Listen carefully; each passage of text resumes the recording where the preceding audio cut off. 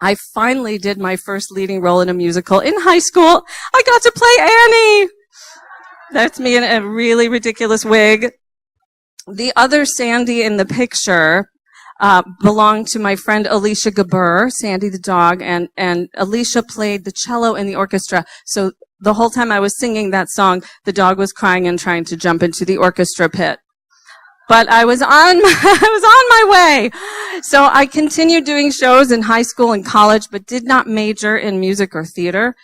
Again, really, because I didn't believe that I could really do it in the real world of musical theater in New York City. I mean, that's insane. I'm the kid from Michigan.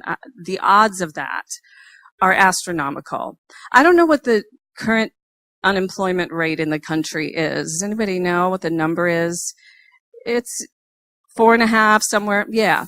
So guess what the unemployment rate is for professional actors? 88%.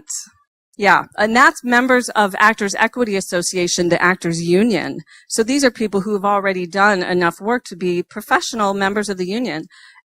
At any given time, they're out of work at the level of 88%. So that's what I want to do, Mom and Dad, when I graduate from college. But actually, my parents were supportive of that choice. And it really, again, it was my dad who said, if you don't try, you'll always wonder. And he came up with what seemed like a doable plan to me. He said, go to New York, give it 5 years. If at the end of 5 years, nothing has happened, you can always come back home and figure out plan B. So off I went to New York City with my graduation money in my pocket, my 5-year plan to get my big break. Shall we cut to year 4.5? I mean, I was out of money, of course, within 5 months.